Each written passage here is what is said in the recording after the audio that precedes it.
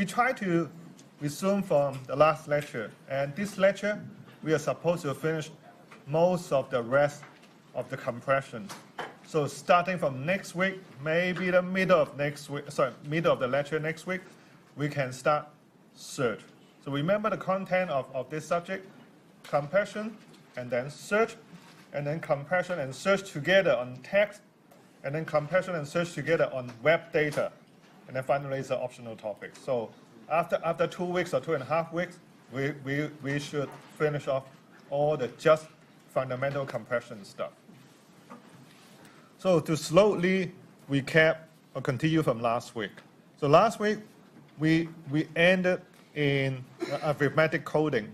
So we try to take a number line between 0 and 1 and chop the range according to the portions of the probability of the word appear in your message. So we chop it.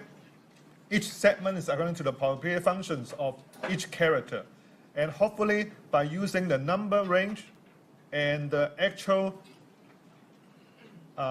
decimal number, we can represent a piece of string we try to encode.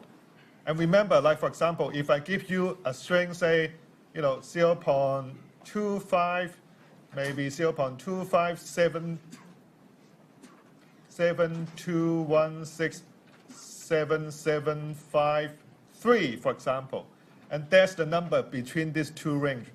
Now, if you take that number, you go back to how we divide the number line, that's the number starting with between 0.2 and 0.3. So we know that the first character is B. So by further divide the range within that proportionally, we can figure out the second character and third character and so on.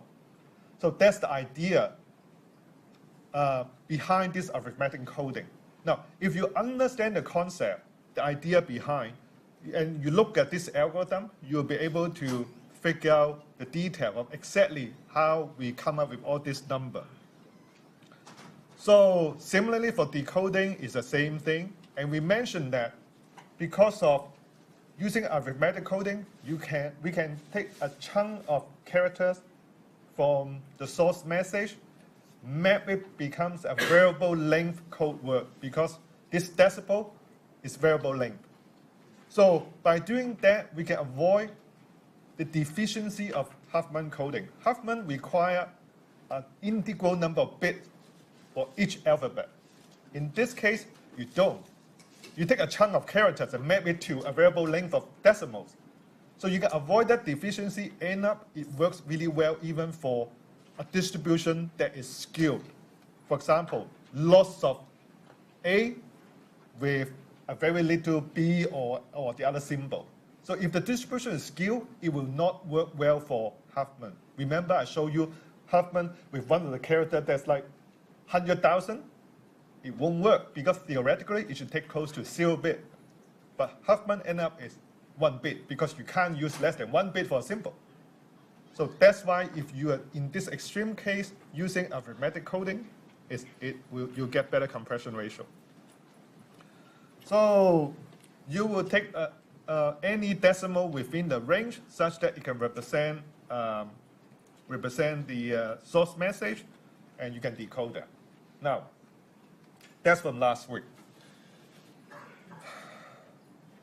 Such a neat scheme. For sure, at that time when they invented it, they have lots of patents surrounding it. And you are correct.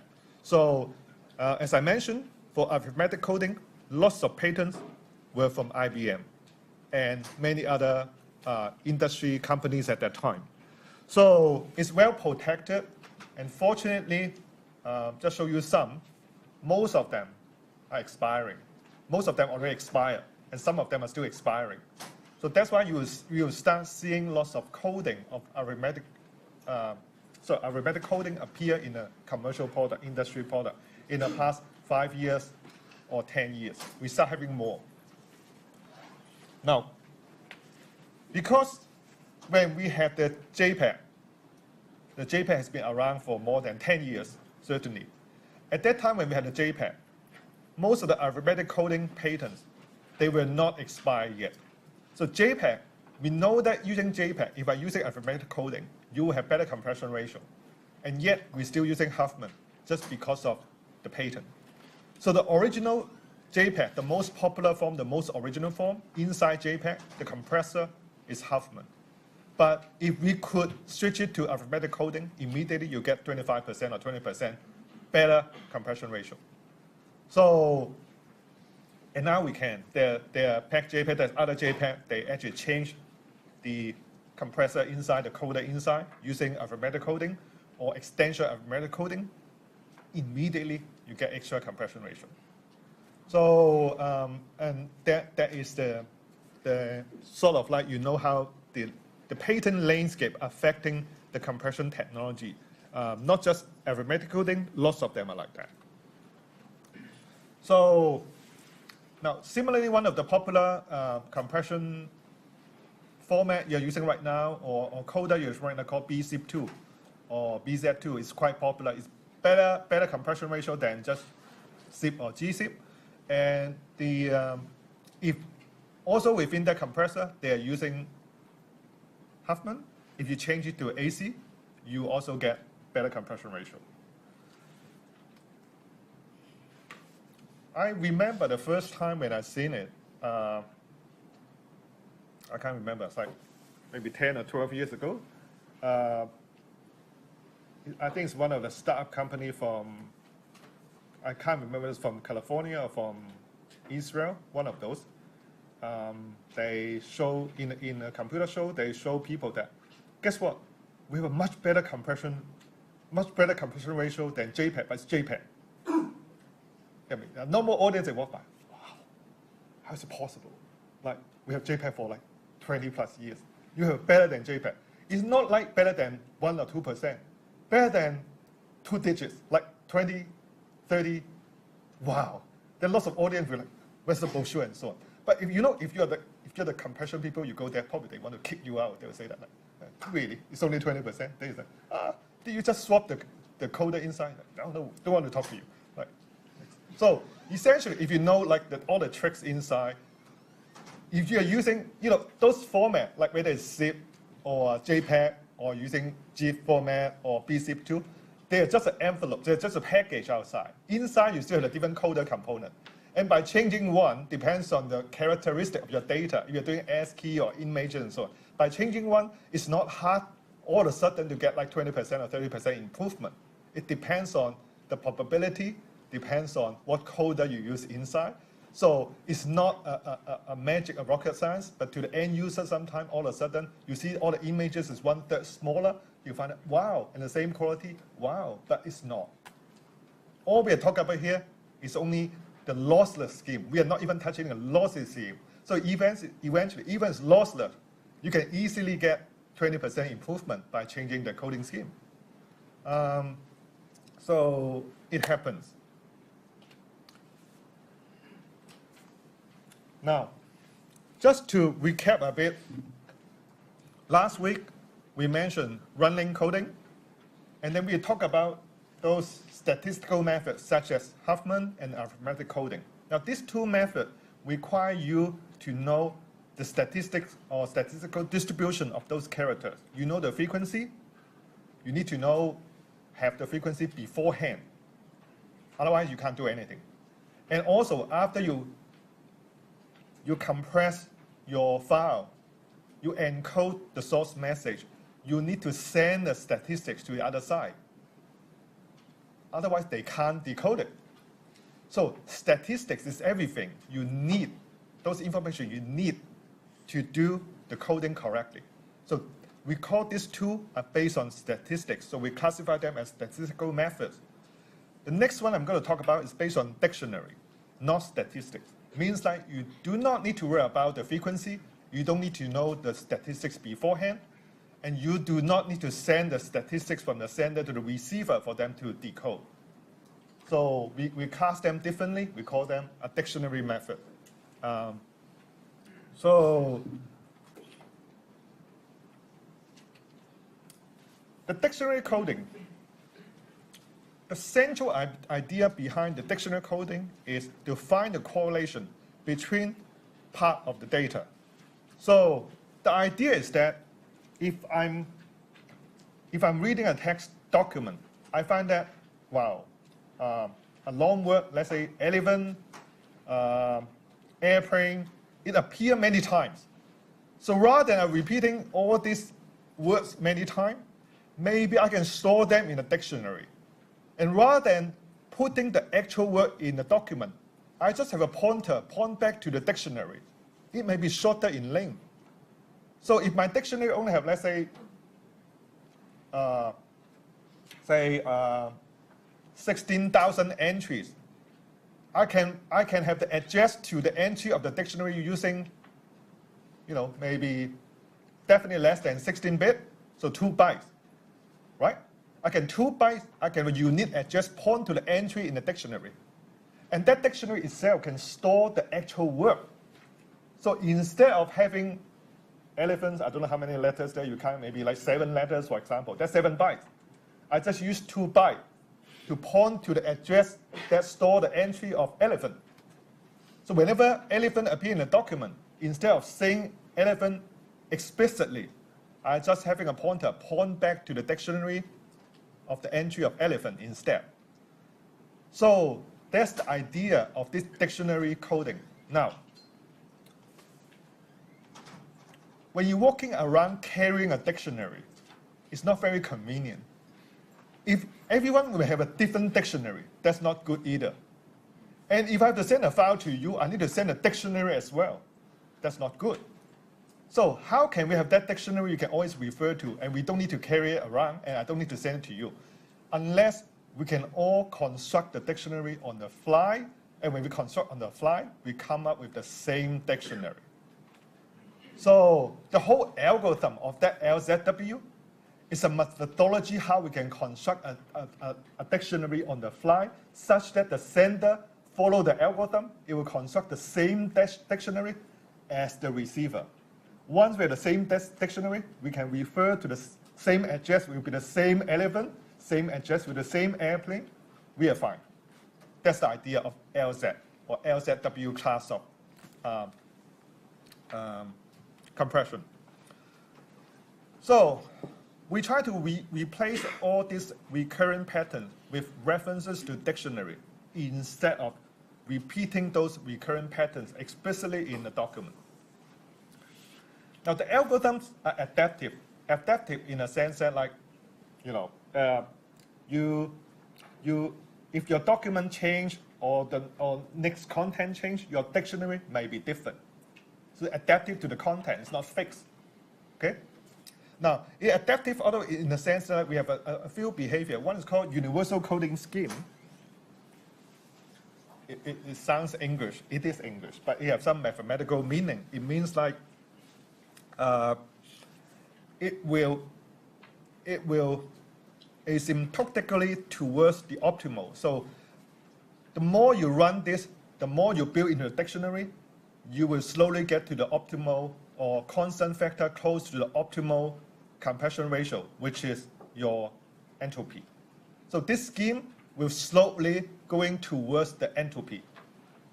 It will not pass the entropy, we know that. If someone says that I have a scheme that can better than entropy, that's like itself, the statement itself is wrong. So, but this scheme will slowly convert to the entropy. You may think that I need to first scan the document, construct the dictionary, scan it again, and replace the reference. No, it's one pass on the fly, we construct the dictionary, and replace at the same time. Now, if you're going to think of that scheme, suppose that before you learn this, we know the concept. We observe, let's say you were the inventor. You see all these documents, English text documents, with lots of words usually recurring. You want to replace them, put it into a dictionary on the fly. So the first step you will do, let's scan it, construct the dictionary, then scan it again. Whenever I see in the dictionary, replace them. That's cool, but not the best. 2 pass means a lot. 2 pass means like what? Slightly better than your Huffman, but still, Huffman is still 2 pass. First pass I scan, kind of statistics. Second pass, Huffman. So I know you are not statistics, but technically, It's still 2 pass. So, I mean, what mattered to me is like, yeah, you still do the same amount of work. So, but this one, I'm saying that ideally, if we can somehow construct the dictionary and refer to the dictionary at the same time, it's okay. Now, conceptually, is it possible? Is it possible? Of course it's possible. Now, first, the first word you've seen, first word of the document, it wouldn't be in the dictionary anyway, because the first time you've seen it. You will check in the dictionary. The second time when you see it, do you need to check in the dictionary? No, because you've seen it before, but it's already in the dictionary. So it means like logically, it's not a hard problem. Unless you're talking about the first time I've seen it, I need it to be in the dictionary. But you don't need that. The first time you see it, it doesn't have to be in the dictionary. Because it will appear once, you don't need to replace it. So logically, it's not a hard problem either. So now, if we can solve that, we don't need to transmit the dictionary. We can create a dictionary on the fly as far as both refer to the same dictionary. So there's a different variations of this LZ class of dictionary coding scheme. I bet you can tell that this 77 is not a magic coding number. It means 1977. So the first time they invented it is 1977, same concept, except that it's the first version. Let's not make a new hash table dictionary. Let's just use the document itself as a dictionary. So when I say I refer to the elephant in the dictionary, no, I just refer to the elephant in this file that I've seen before. Maybe elephant starting from offset 101. So instead of putting elephant, I just point to the offset 101, which have the word elephant there. So they use the file itself as the dictionary. That's LZ77. And then 1 year later, the researcher think that, how can I come up with a new research project and a new research paper by changing a bit? I decided, let's not use a paper. Let's use a hash table, and we call it dictionary. So then there's a new paper, which is LZ78, which is called a dictionary-based coding, have an explicit dictionary. Now, technically it's different. One is no dictionary. It's not a dictionary. It's just a document itself. Second one is a dictionary. So it's different. You know. Although you probably can't see, I can't see either, but they claim it's different. So that's a LZ78. So when we talk about LZ, normally we refer to 78. I mean, 77, 78 is almost the same. Then, sometimes it's very easy to make an invention. If you invent the first one, you can invent again, you can invent again, just change a bit. So we have this.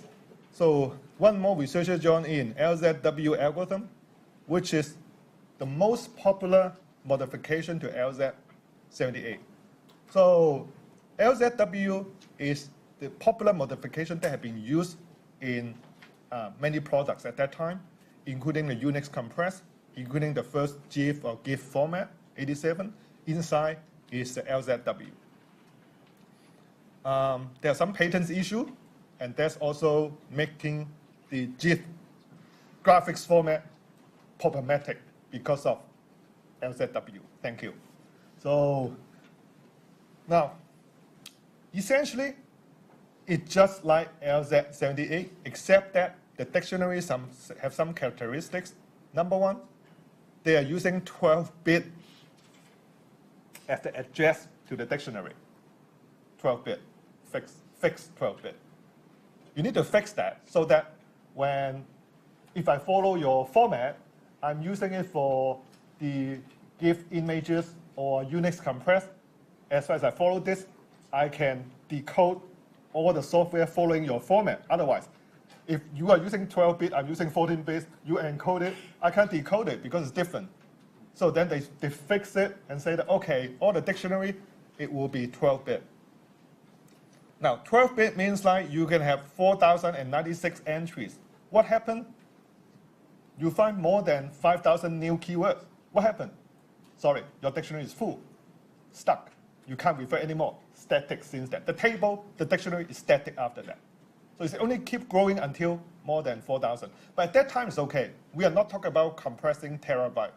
At that time, you hardly see terabyte. You hardly see megabyte. You only see kilobyte.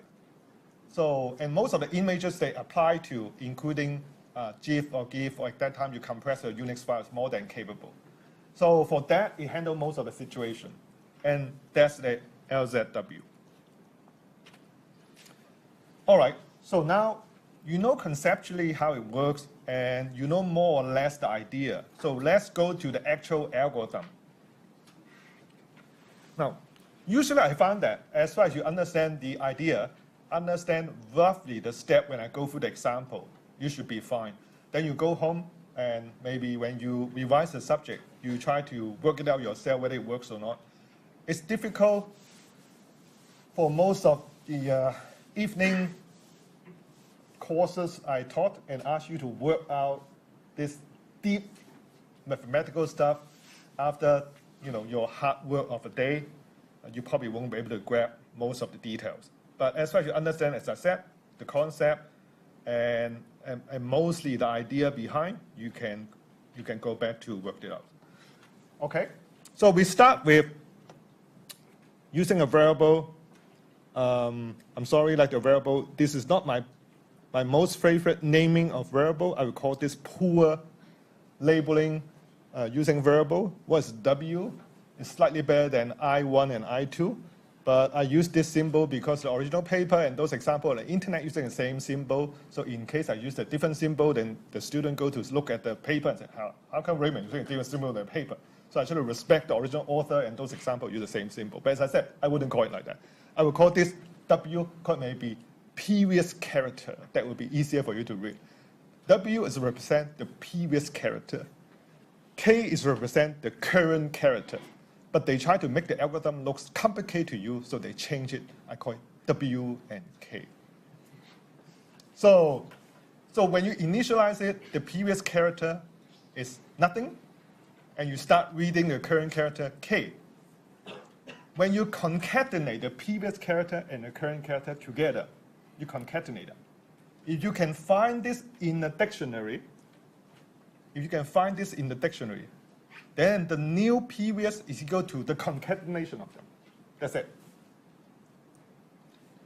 If you cannot find that in the dictionary, you add them to the dictionary. That makes sense? Of course it makes sense, right? It wouldn't be, if you can find it to the dictionary, I add it again. That's just wrong. And if you can't find it there, you don't add it. That looks like wrong too. So of course, it's natural. But when you can find it in the dictionary, when you cannot, you add it to a dictionary, and then you also output the previous character.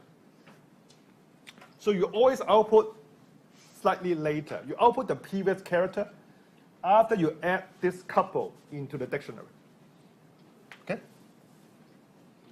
All right, so let me doing a run through of the example, then you will know how it works. First column, W, is a previous character in your algorithm. K is a current character. These are the input string. This is what you output. This is your dictionary. The dictionary have the address of the entry and the actual symbols. Remember, you always try to put the previous character and the current character, concatenate them together. If not in the dictionary, chuck it into the dictionary. So there will be always like at least 2 characters because you concatenate them. Okay? All right. Number 1, why do we like to start the dictionary address as 256? Anyone? Yes? Because you use the first 0 to 255 for the ASCII codes, the single character. Good. This is a perfect 100 marks answer. It's totally correct. So it's the first 255 is for the ASCII code. So, even you encode in the file, if I see any number less than 255, sorry, less than 256, I know that it's not referring to the dictionary. I know that itself is the ASCII code. If any number larger than 255, I know that it's not the ASCII code. It's the address. So it's good. It's a very nice scheme to do it that way. And also, we are assuming anything less than 256 already in the dictionary because those are the atomic ASCII code, the character itself anyway. Okay? So it's good. Right. So now we start reading. So the algorithm, initially, the previous character is nothing. We start reading the first character. So we read the first character, the cap. So we have the cap here. Previously, it's nothing. Now remember, is cap in the dictionary or not? We assume cap is in the dictionary because you reserve the first 255 for ASCII. So we assume that all the 255, you know them. They don't need to be put into the dictionary. They are there already. We assume we know the ASCII is in the dictionary. Okay?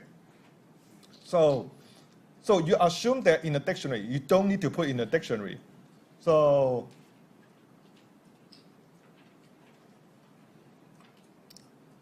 remember, when do you need to output? You only output when they are not in the dictionary, and you need to put them into the dictionary, you output. Otherwise, you don't output anything.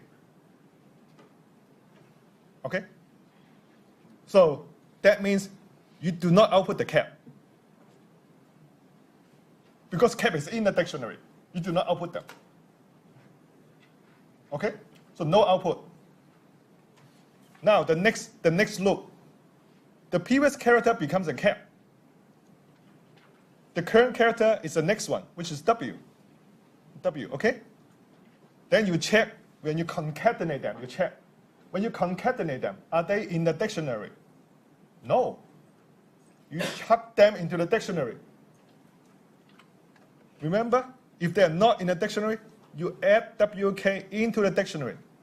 And after that, you output the previous character. That means after you chuck this pair into the dictionary, then you output the cap. So you always delay the output. Okay?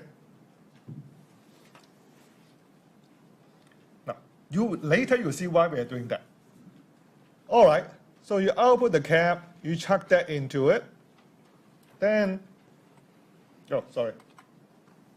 then the W will be equal to the part that you haven't output.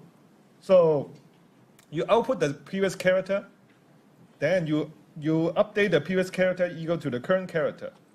So now, after you output the cap, the previous character will equal to the W.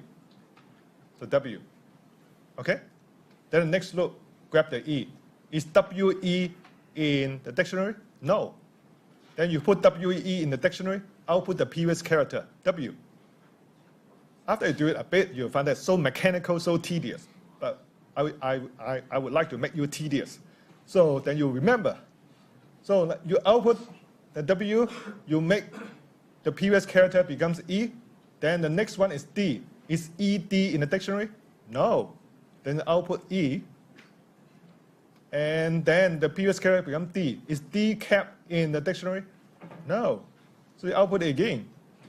Now, something happened next. So something happened next, like, is cap W in the dictionary? Yes. That is the problem.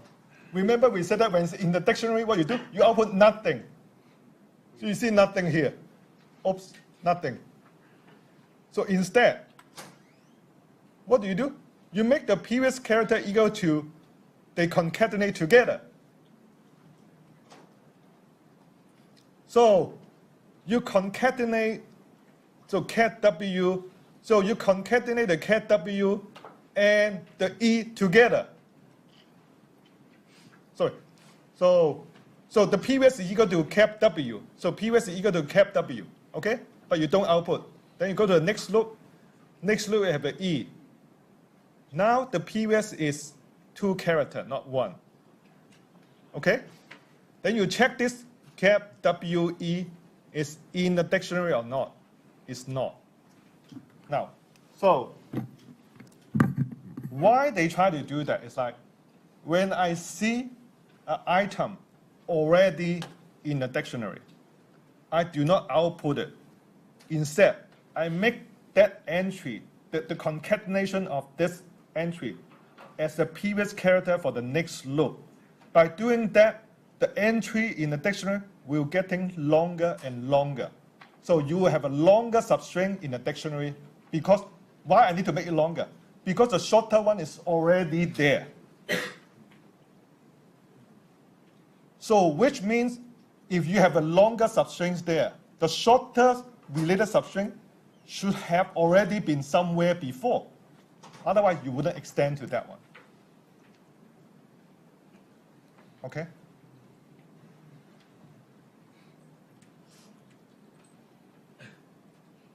Now, and why I need to delay the output? I don't output anything. I do not want to output it so that I create a longer substring, and at that time, then I output the previous one. When I output the previous one, I don't output their content. I output their where I find them. So instead of output cap W, I output 256.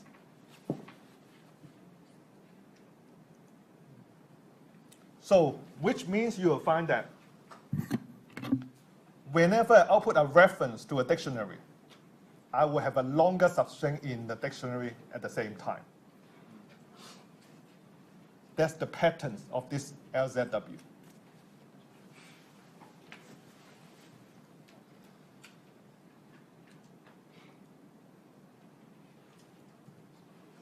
Are you guys with me? Yeah. I hope so, because silence could be means like we all having a very good sleep, or things are just easy. I hope it's easy, right?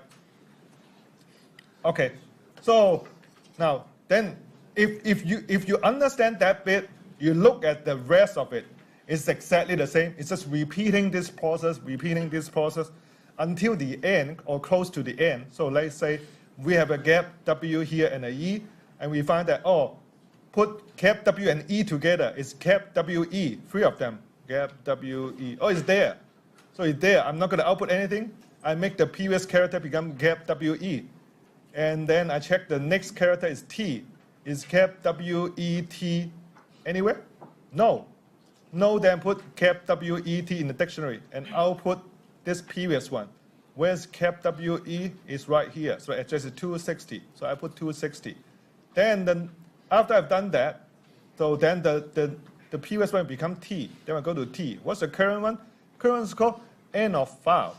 Then we call end of file. Yeah, let's try in the dictionary. No, you need to know where to stop. So whenever I encounter the current end of file, means like done, just emit the last character stuck in previous. Output it. That's it. Done. So you just need to know where to end. That's where to end. Because you should have seen the EOF before. If you've seen it before, it's logically wrong. You should only see it once in your lifetime. There. Yeah. End of file means like there's only one end of file. If you have two, that means it's not end of file, the first one. Okay. That's it. So now, right. So the original LZW used dictionary with 4K entries, as I said. The first, as one of your peers said, is the first 256 entries are reserved for the ASCII code. So in the above example, there are 19 symbols. This is totally 19. Just trust me, it's 19. And reduced to 7 symbols and 5 code. And trust me, if you look at the output here, there's 7 symbols and 5 code. Yeah, definitely 5 code. But you counted, there should be 7 symbols. So 7 symbol and 5 code. And assume that each code and symbol need 8 plus bit. Now, you can't use 8 bit anymore. 8 bit is for the ASCII code. Now you have the entry address. You need to use more than 8 bit. So let's say use 9 bit. So 9 bit will be good enough. So use 9 bit. And you can look at this example and this scheme from the original paper for LZW that I put in the course website. And that's LZW. Yes? Does the little caret, does that mean anything special, or does that just mean it's just a character? It's just a character. I just put it there so that it's easier for you to trace it, but it's just like a character. So it will be like an alphabet Z or D or full stop, as it, just any character. Yeah, yeah. The only thing that's special here is only the end of file. End of file is a special character end of file, and the new is actually is nothing, means nothing. Yeah, that's it.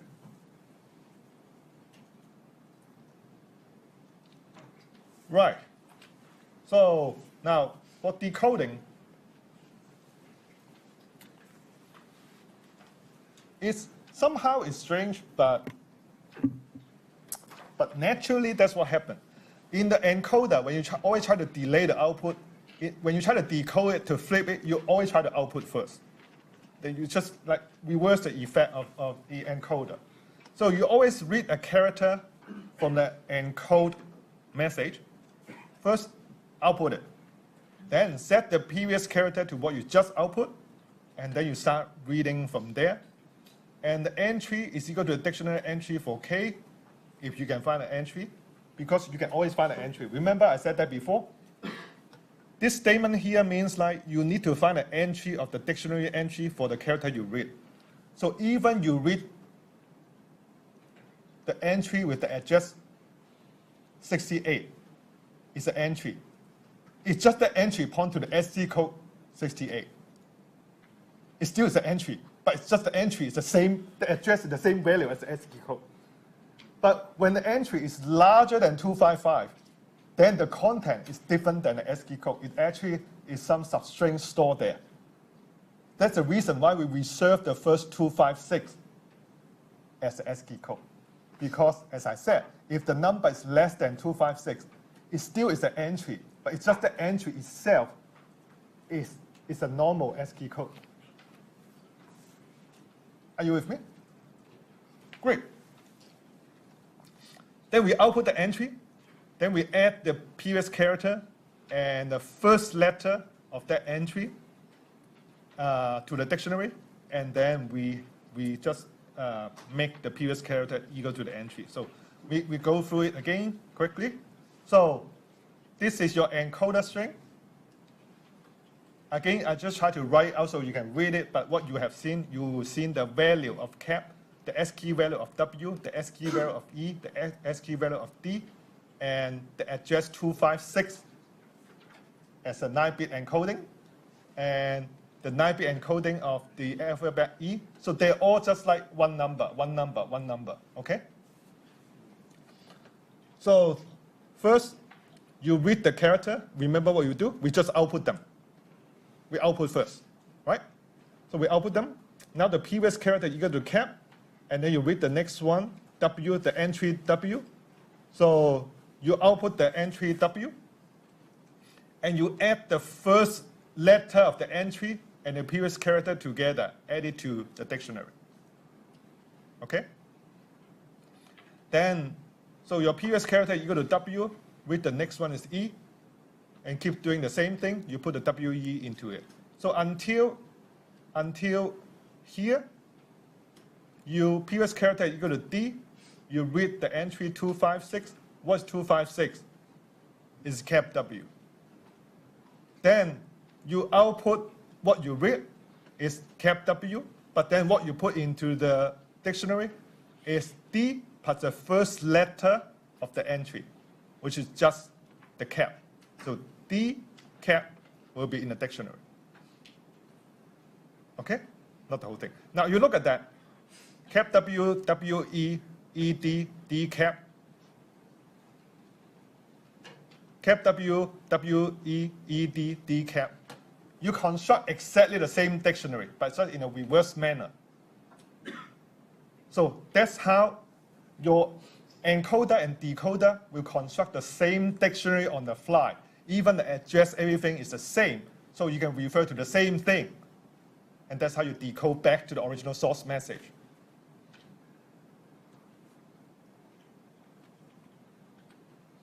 Okay? Yes, no? Very good. You go to the end, and if you have any issue following this, you let me know. experimented with that on the weekend, and when I implemented it as shown, compressed Moby Dick, after about 2K of decompressing, the decompressor actually encountered an error. It turns out there's one special case that you have to account for in the decompression. There's one special case when you do the implementation. Yes, only in the implementation. The algorithm itself overall it works, but just one special case in the implementation. I would suggest that you try before you Google, because that special case it's only one special case though. It's actually mentioned in a few programming magazines. It's only one special case, and see whether you can find out. It's only one case, only one. If you can find it, you let me know. But actually, if you type in Google, you find it immediately. But try not to do it if you can figure it out. It's quite interesting because one year, I can't remember, maybe 4 or 5 years ago, the first assignment is LZW. But instead of having a fixed size address of dictionary, I think I asked them to do the dynamic size of dictionary so it can grow to a different number of entries. But you need to somehow put the size of the dictionary in your encoder file. Otherwise, the decoder will not know how to decode it. And I think at that time, the lecturer in charge, which was me, by the way, was a bit mean and didn't tell the student that there's one special case that you need to consider. Otherwise, you will have a problem. So the student didn't look it up, and they didn't consider that special case. So end up, their correctness will be like not 100%, maybe like usually fail a bit of cases.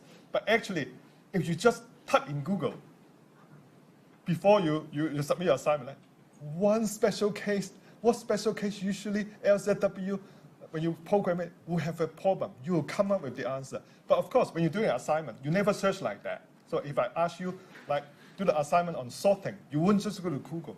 Like, for sorting, there's one error that is very easy to make mistake. Which one? Because you wouldn't know that there's such error until you bump into that error. So if you test it, you'll find that. But sometimes if you only test with 1 or 2 files, you may not hit that.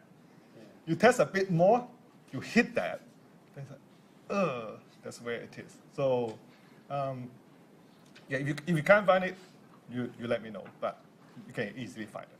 So that's the LZW. Actually, that's pretty impressive that students start doing the assignment before they receive the assignment. But you may laugh like that. One of the problems with the student in this course is like usually just a 2 seconds sharing experience. Like not just 1 or 2. There are fair amount of students like they get hooked into the subject in a sense that they keep doing the assignment even after they submit the assignment. Sometimes they keep doing the assignment even after they receive the results. Then I told them that I don't know why you're doing that. He said that like, I couldn't believe that why I didn't make it, or like why the other guy made it better. So I think mine could be better if I improve it. I said, yes, you could improve it, but you could improve it after you graduate. And so you laugh like that. You do some Google search. So some student really submit the assignment into GitHub and Archive and make a blog and say that my assignment is so good. So yes, it's a competition thing, but really you are competing with no one except yourself. So as I said, be realistic sometimes. So some students also say that this subject will take lots of time, but lots of time is like depends on where you set your standard. So don't try to keep beating, because optimization means like there can be no end. You can always optimize. Well, until you hit the entropy, you should end, I suppose. Otherwise, it means something. So, all right. So come back to this one here. Is you will enjoy this scheme because although it's not 8 bits, after we consider the address of the references to the dictionary, it will become 9-bit or 10-bit. So you have a bit alignment thing. It's not exactly 8 bits or 16-bit, but at least it's still fixed number of bits. And fixed number of bits from the input to the fixed number of bits to the output. It's still not too bad. You will receive your assignment 1 next week. You'll find that sometimes you need to deal with variable number of bits. You hate that. You hate that from assignment 1. Don't worry about it. You have your chance next week.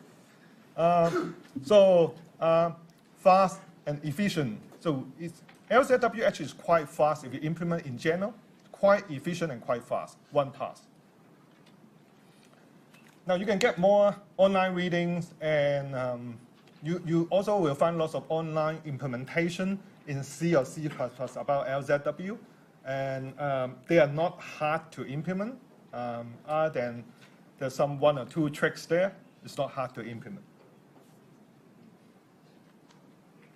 Now, amazing that you actually know one scheme for each class of the coding or compression. You know the block to block, which is just the ASCII code itself. You know the block to variable. If you don't know, there's a problem. That's called Huffman coding. So essentially, you take a fixed block, fixed length ASCII character mapped to a variable number of bits in your Huffman code. Remember, some of them we can, the least popular one, we give them more number of bits. The highly probable one, we use 1 or 2 bits. So it's variable number of bits for that. So that's block to variable. Now you have variable to block, which is we just discussed. We may put like 3 characters into the dictionary, 2 characters into the dictionary, 5 characters into the dictionary. So it's a variable length of the block, of the string, mapped to the fixed bit length of the output. So that's variable block. And you have this interesting variable to variable. You take Bill Gates, becomes 0.245. So Bill Gates is a variable length. Because it can be Bill Gates, it can be Raymond Gates, it can be anything, and becomes a variable length of decimal. So you have variable. So now we cover all the types of the compressor or the coder. Means like in the future. Now again, these are all the fundamentals. But that means one day when you pick up a paper or report or a product brochure that have a new scheme, you know what the new scheme classify. If they are variable block, they are more or less sharing some similar concept as the LZW. So more or less you've seen one type of each class already. So we fully cover them. Okay? The end of lecture 1. No, the end of all the fundamental text compression. So it sounds really hard when you first learn, oh, geez, we are going to talk about LZW and LZ and arithmetic, all this number. What are those? But after you know them, conceptually, they are quite simple. The idea are quite simple. And even you look at those steps, they may be a bit confusing and so on. But after you understand the concept, you look at those steps, they are not too hard either.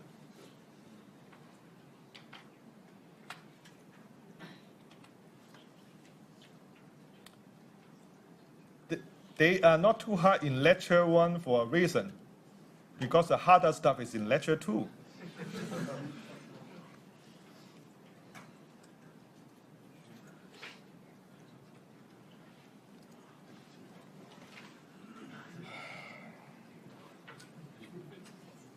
Now, so lecture 1 got lots of different schemes, all of them. They are not too hard, but there are many of them. You got one type for each class. In this lecture, we only have 2 things you need to learn, rather than 4, only 2. But these two things will be harder than those 4 things times 10. So it's harder. It's not the size of the file or the size of the content. It's really it's a difficulty here. So the course schedule, as I mentioned before, so we will look at the data compression, then search, then data compression plus the search, then web data compression plus the search, then optional topics. Now, these 2 are the last 2 topics of data compression. When we cover them, after we cover them, we can move on to search. Okay? So this is the last 2 things we need to talk about data compression. This is a quick review of what you learned 1 week ago. Now with Huffman coding, if I give you a very extreme distribution, such as this one, as I just mentioned, if you have 100,000 of A, then A, we should use the minimum number of bits to represent, which is 1 bit. But still not ideal, because Huffman, you need to use an integral number of bits, so at least 1 bit, so at the end, you are still using 1 bit. But theoretically, it should only take 0, because it's very extreme. Not much information there, it should be close to 0. So that's the problem, and that's why we introduced arithmetic coding. Now, all this, whether it's a Huffman, whether it's arithmetic coding, they are static. Static means like they need the statistics beforehand. You need the single pass over the data just to collect the stat, and the stat cannot be changed during the encoding. If you change the stat during the encoding, it will be wrong. So, and to decode, the stat table need to be transmitted to the receiver side. The table size itself can be significant for a small message. So for example, if I give you the file, so let's say some people, when they did the assignment previously on LZW, they will ask me, Raymond, so what's the size of the dictionary? How many entries should I set? Oh, I said something. Then if the assignment is about Huffman or arithmetic coding, they will ask, how should I represent a frequency table? Should it be A to Z? What character are allowed in the assignment? I would say that A to Z. Then they will ask, is it uppercase only or uppercase and lowercase? I would say, okay, uppercase and lowercase. Then is it only 26 times 2 different number of alphabet? I said, what about full stop and comma? Then they will ask you, keep asking you until you don't want to answer anymore. Then you tell them, okay, assume the whole table is a whole ASCII. Then will be the table, you should have a frequency table of 256. If nothing there, just put 0. Then the next question they will ask, you laugh right now, I can tell you that after assignment 1, I will see that in the forum. Then you will say that, yeah. So if the table entries, you have that, let's say Z is 0. Should I still send to the receiver? Then usually after a while, I will answer that. You decide. Then the student may ask, what do you mean by I decide? You are going to test the assignment. I said, you write the coder, you write the decoder. As long as you can decode and fulfill the spec, it's fine. Because I'm a bit like, So come back a bit. I don't want to get carried away by the story. So you can see that table, that frequency table, it can have 256 entries. If you want to keep 0 for some of the letters there, no matter how big is your file size, you still have 256 entries. Means what? Means that if I give you the file of 2 bytes and ask you to compress it using Huffman, your table size will be much larger than 2 bytes. So your table size, well, you're not doing compression here. So your table size, if you're doing, I don't know, then so some student ask me, what's the maximum number of occurrence of A? Where I said that, why does that matter? I want to decide whether I should use short integer or long integer. I said, just use long. Then I said, are you sure? Well, you may waste a bit of space, at least it will work. You will get the correctness. Okay, long then. So when you have long times 256 and send it over and give you a file of 2 bytes, you can do the calculation. The table, you only see the table, you won't see the content. The content is only 2 bytes. It may eat out by the end of file symbol anyway. So it's like, so what we are saying here is like, for many small files, we do not like to see the overhead of that statistics table.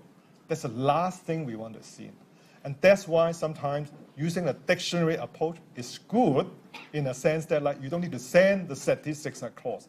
But the dictionary one not necessarily working well if you don't see a pattern there. For example, if I ask you to compress a binary file, you're less likely to see long substrings in a binary file. So in that sense, statistics approach may work better, but require you to have that nasty table. And because of that, we have an adaptive approach. Someone thought of that. Let's make if a guy called Huffman in his graduate school can come up with a scheme called Huffman, maybe I can do the same thing, but I make it without the table. I can do it without the statistics. Now, without the statistic, what does it mean? If you learn from the LZW, means like on the fly, we need to find the statistics on the fly. But what can you find on the fly about the statistics? Now, you have two choices. If I scan in the file, I want to get the statistics. The statistics you can get so far is only up to the data you have read so far. You can't get the statistics on data you haven't read, can you? If you can, let me know. Well, the next thing is, unless I can do two pass. But what you talk about here, two pass, means the first pass you get the stat. Then where's the stat? Send to the transmitter? So send to the receiver? Of course you can do that. We call this Huffman. So, and you're not doing that either. So you don't really have many choices. You don't have one. You can only do the statistics based on what you read so far. That's all you got. And yet you want to come up with a scheme that is as good as Huffman. The Huffman you learned last week, which is pretty good. If the statistics so skilled, it's not as good, but otherwise it's very close to the entropy. And you want to do it without that table, you want to do it on the fly. Now, if you can do it on the fly, you know what's the good thing about that? Means like you don't need to have the whole file. If someone streams you something, like video, YouTube, whatever streaming, you can do the compression on the fly without download the whole video, scan the video once, get the statistics, compress it. Because you can, on the fly, get the current statistics so far and compress on the fly. So you can do streaming compression. That's also the aim of this adaptive Huffman. Now, because the problem itself is much harder, so the scheme itself will not be as easy as Huffman. So stay tuned and be worried. It's harder. So someone come up with a naive scheme that can do it easier. First, initialize a model such as Huffman. Whenever you read a new alphabet, encode the alphabet and update the model. Update the model means like construct the whole Huffman tree again for every new symbol you read. Will it work? Slowly. Yeah, it's just slow, but it will work. Every new character you get, wipe the tree, construct the tree again, for a new mapping, use that. Okay? Now, theoretically it will work. I think practically it will work. It's just like your program will be very slow, and if we have the assignment for adaptive Huffman, you implement this scheme, you will pass the correctness test when the file size is smaller than 1 kilobyte. When it's getting larger, you will fail. Now, that's exactly what happened in 9319 previously. Some students argue, my program is correct, it just takes longer time. I know, I understand every bit, but unfortunately, this course is also about doing things a bit more efficient than this. So this will be the case that you won't be happy. I will be very happy, but you won't be because you failed. And yeah, I said that like that's why you need to study 9319. So for this one, it will work, but very, very slow, very, very slow.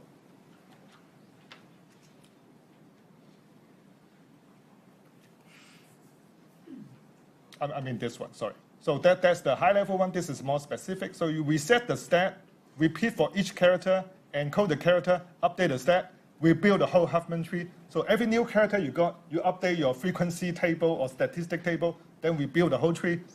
Decoder side do exactly the same thing, it will work. Because identical process, it's just very slow.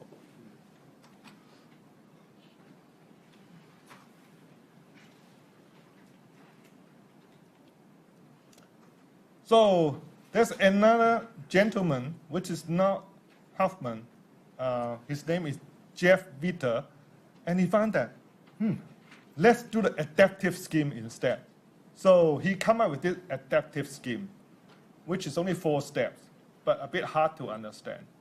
So since it's so hard to understand, we skip it. This flow chart will also, is actually like you can see from the Wikipedia, it also captured this flow chart as well. This flow chart is not easy to read either, but you can go back and read the detail, we skip it. Done. All right, so finish the joke. So come back to what we have here. I would like to go through an example, describe that algorithm. After you understand the algorithm on this example, we go back to the algorithm. That will be much easier to digest. Now, this algorithm, this snapshot is from Wikipedia. You can all go to Wikipedia. Now, I will just borrow this moment to tell you the good and evil of Wikipedia. This example I copied from Wikipedia, but it's wrong. I have been telling the student in the past 3 years, ask them, anyone got spare time, you can go to correct the Wikipedia. I haven't checked this year, I'm not sure they correct it, but I must say, this is, I just, we used this slide from last year, it was still wrong. So clearly the student 3 years ago was a bit slack. I told them to correct and they didn't. Now, so if you copy this from Wikipedia, you study for your exam, you'll get the wrong answer in exam because it's wrong. So clearly, Wikipedia doesn't mean that they know everything. They know every wrong thing maybe, but anyway. Now, suppose that, now this is exactly the problem we have. Assume that you have two symbols, not many, just two. You have the S key A and the S key B, and suppose this bit pattern is the S key representation of A. That one is the S key representation of B. Okay? Good? So let's say you have so many, so you have 1A, 5B, and 1A. There may be more coming because it will work for the streaming data. But at this moment, let's only consider 1A, 5B, and 1A first. If I represent using a non-compressed way as S key, that is how many bits I will receive. Every 8 bit is one character. The first 8 bit will be A, followed by B, B, B, B. The last one will be A again. Now, I want to come up with a compression scheme that can do Huffman on the 5 without knowing the statistics. So what I'm going to do as a computer, assume I'm a computer. So first thing I'm going to do, I'm going to construct something like a Huffman tree. Start with a leaf node called NYT. What's NYT? Good. Not yet transmit. Not New York Times, or because NYT, usually if you do Google, you type NYT, you get New York Times, or Donald Trump, one of those. But it's not yet transmit. So you start with not yet transmit, this symbol, so nothing there. Then you, as a computer, you receive an A. So the first symbol you receive A. So A, I will try to look up this tree, like a Huffman tree. Do I have, start with here. Do I have A here? No, I only have one node called not yet transmit. I will insert A into not yet transmit. After I insert A there, I will make the tree still binary tree. So I insert in a position NYT such that NYT will spawn a parent to connect the NYT and a new symbol to form a tree. So from NYT, this diagram, I will become the next diagram after I receive A to encode.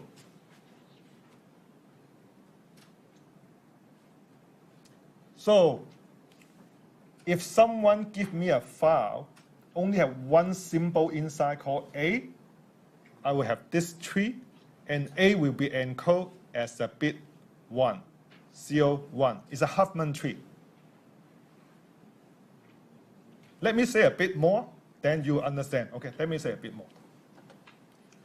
So after I receive A, I will have this. Then I have B also, B. So B is coming. I try to encode B. I want to put B into the Huffman tree. Where I'm going to put, first I need to check this tree. So far I have A, I want to put B into it. Is B in this tree? No. So where I'm going to insert B to? I will insert in the NYT. I always insert the new symbol at NYT. But when I insert in the position of NYT, as I said, I spawn a new parent at the position of NYT and make the NYT becomes a child of that new parent and make the new symbol becomes another child. So you have the B right here. Okay? Now, so now I have AB. The magic happens is that when I have one more B. When I have one more B. When I try to insert B into this AB tree, do I have B here? Yes. So I do not need to insert B into NYT. Instead, I just increase the count or frequency of this B. From 1 becomes 2. But when I do this 1 become 2, this will become 2 as well. This will become 3. The parent will including the count of all the nodes in the subtree. Okay? Now, if I do that, the adaptive Huffman tree, usually tree to make things balance, there's some rotation. This adaptive Huffman tree have one rule. It's like any nodes with higher weight must be in the upper level, not lower level. So when I want to update the weight of B from 1 to 2, I need to swap it with the other alphabet that have lower frequency. So this B, it has to swap with A. The idea is like if I have high frequency, I want to be closer to the root. When I'm closer to the root, when you assign the bit, it's closer to the root means that you use fewer number of bits to encode to the leaf node. You got it? That's the idea of this adaptive Huffman. It's not hard. That's the idea. Now, then how do we output the bit? The bit we output is like the first line is the input to your encoder. The second line is the output from your encoder. The tree is what happened in the memory of your encoder. We all talk about encoder here, not decoding, just encoding. Okay? So it's an input to the encoder, output from the encoder. So to the encoder, you get an A. The memory here is the NYT. Well, the only thing you can output is what? Is A. There's nothing in the tree. You have to output A. You have to tell the receiver that that's A. So you output exactly just the encoding for A, which is right here. Means the first symbol is A. Now, when you have a B coming, the B, you need to tell the decoder where are you going to insert the B to. So this tree here is left-hand side is 0, right-hand side is 1. So this is 0, 0, 0, 1, 1. It's a normal Huffman bit we use to encode the path of the tree. So this both face 0. It means what? It means the location we are going to insert the letter B.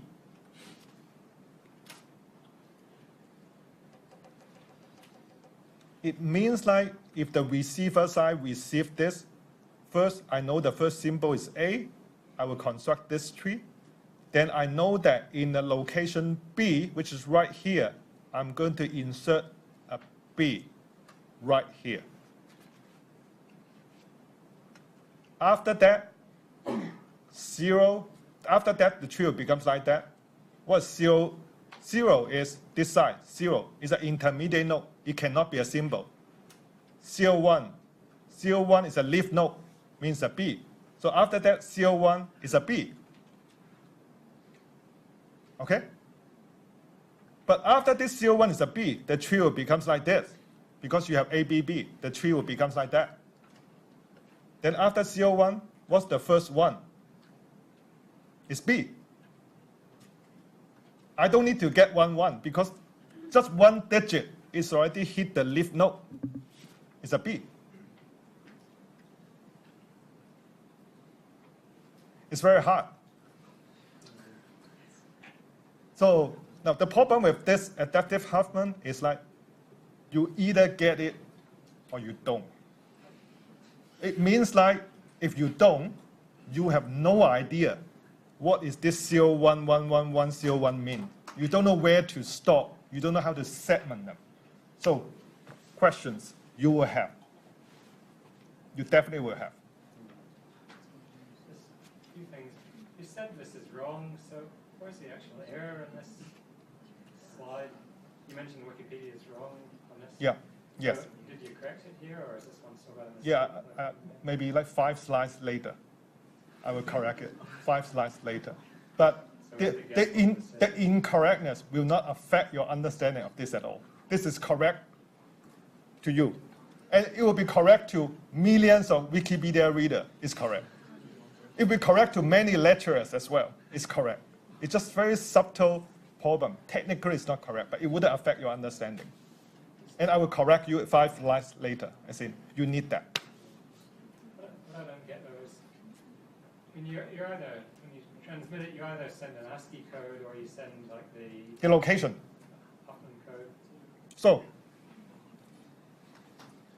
you will send this second line of the bit pattern to the receiver.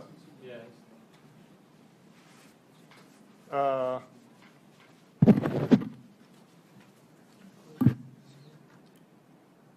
Assume I'm the sender right now. The sender is received the first line from you as a file, let's say from a file. I receive the first line. The sender will then receive the first line, output the second line. Then you send the second line to the receiver. The receiver then will grab the second line, make the second line become the first line. Yeah, I understand that. No. So, do you want to ask me what happened in the sender side or the receiver side? You choose. Then I explain that. I was just, yeah, I probably didn't get it, but if it's a new character, it's not in a tree yet, then you have to send the ASCII code, is that right? If you send me a character that's not in a tree yet, then I know that the character is not in a tree. Means like it's a new character that I haven't seen before. Yeah. Means like I need to output it and then I need to insert it into my tree. That's the only thing I need to do. Yes? So with the receiver, how does it like start? How does it know whether? That, good. Maybe I just explained the sender. Just hold on in case I can answer that to others. In case I just explained the sender, I go through again from the receiver side. So maybe you can understand from there, you will understand, oh, that's how the sender works. Sometimes you understand from the receiver side, you may also understand how the sender works. So the receiver side will receive the second line. This one. And we try to construct the first line back. Okay? Now, so the first, I'm the receiver. I start receiving. And then my memory will be like this. When I start receiving, I know that the first symbol I'm going to receive I've never seen before. Correct? Yes. So the first thing I'm going to grab is the first 8 bit. And I know the first 8 bit is the ASCII encoding and the symbol that I've never seen before. So I grab 8 bit. After I grab 8 bit, I put it into the NYT. I'm the receiver. I put it in the NYT because I've never seen that before. I know that I need to insert to the tree. So after I insert to this NYT, I will become like that. By the way, I know that's A because that is the normal ASCII. It's A. So I insert it. I have this tree in my memory. Then I go to the file again. I'm going to fetch 1 bit. Okay. I fetch that 1 bit. It's called 0. So I look at my tree. 0 means here. It's an NYT. It's not a symbol. It's a new symbol. Yeah. Then I know I'm going to grab another 8 bits because it's a new symbol. So it means 7 bits? I'm going to grab 8 bits because it's a new symbol. Including like the 0? Or? No. After I grab the 0. Ah, so you grab the 0, which takes you to the NYT. Correct. And then you grab another 8 bits. If that 0 is not an NYT, I will not grab 8 bit. But because the 0 is NYT, NYT will require a symbol to fill it in. How to get a new symbol? It has to be 8 bit, so I will grab 8 bit. So NYT on the receiver side, it means it's a symbol that you haven't seen before. Yes. Whenever NYT, it means a symbol not seen before. It's not yet transmit, so you can't see it yet. So I'm going to fetch another 8 bit. After I fetch another 8 bit, I know that 8 bit is a B. Okay? Well, it's a ASCII B. So then I make this tree from this A becomes an AB tree. Insert it in the NYT anyway. It becomes that. Then I'll be right here.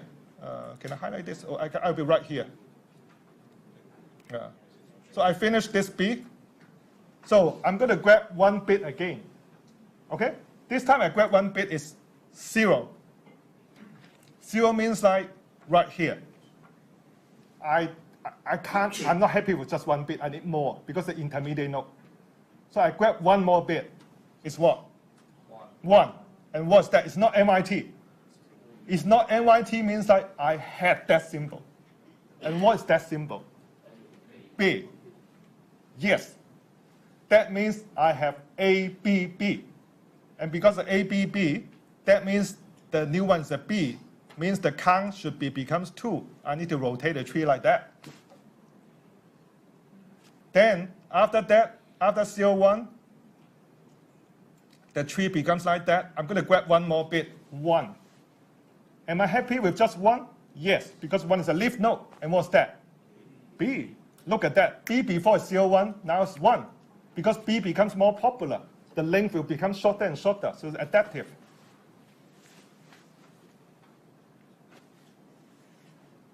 But as we always insert at NYT, wouldn't this tree become like just adding left side, right side will be very short, so that always not actually? No, depends. Because when the weight change, you will shift it.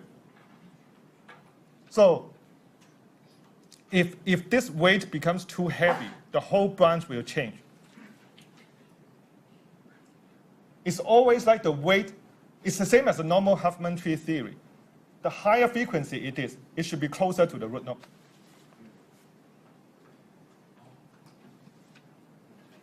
Yes?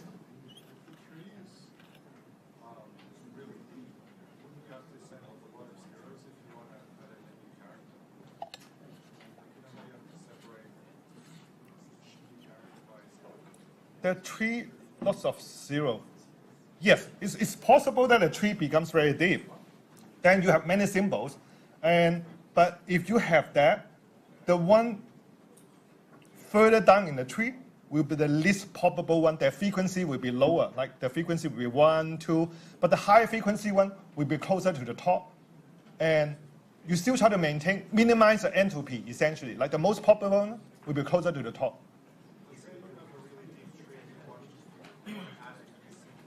Yeah. It's very down. Yes, correct. Correct. Because if your tree becomes very deep, means you have to have lots of symbol. And you have the new symbol. Your new symbol, relatively speaking, compared to lots of symbol, your frequency will be low. You start with a new symbol, means that your frequency is 1. So 1 definitely will be the lower one. So it depends on how low, but it will be the lowest one. Would be one of the lowest one, put it this way, because the frequency is 1, your new symbol. By probability, when a tree becomes larger and larger, naturally you have a higher frequency one somewhere. They may be thousands, they may be hundreds, they may be 10 or something. And then if one of them, newcomer coming in, you will start with the frequency 1. You'll be very down at the bottom. But when your frequency increase, becomes more and more weight, you will rotate with someone lower frequency than you. In that case, you will bump yourself up.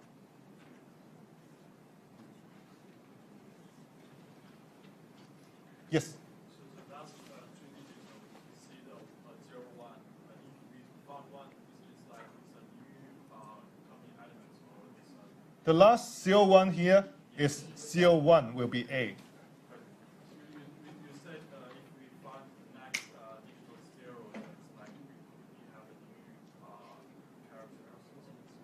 No, I'm not saying that. I'm saying that if you hit that such that the 0 is a frequency, which is the NYT, that's a new character. If you hit a leaf note, you have a character there.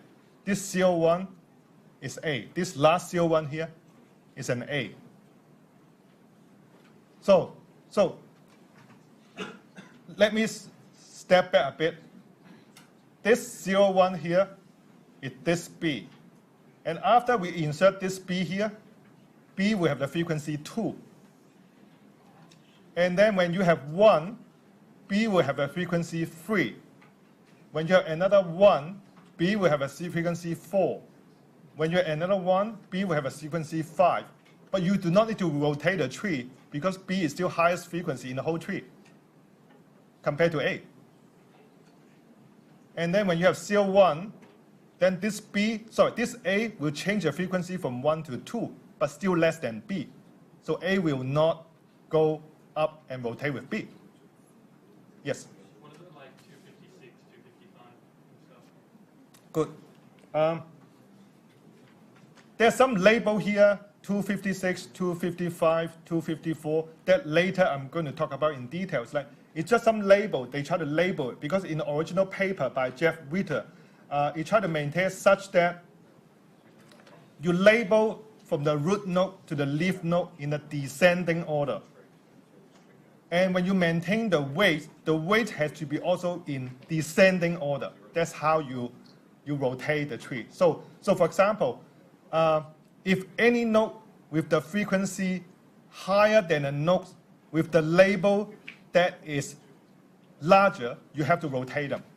They just use the label there to label the, how close you are to the root node of the tree. It's just a label. You don't have to start with 256, you start with like 10 million, as long as the decreasing order, that's fine. Yes? Will this lose efficiency if you have a repeated pattern like ABCD, ABCD, and you have to keep moving down to lower frequency and then moving it up? Yeah, well, depends when you say what is like loser efficiency. The tree itself, of course, rotate. That's what happened in the memory. But from the compression point of view, every rotation you emit one more symbol. As far as we're concerned here is the compression ratio. So if that is still optimal, that's fine. And frankly, it's not that slow still, we are talking about. It's not that slow, the actual rotation.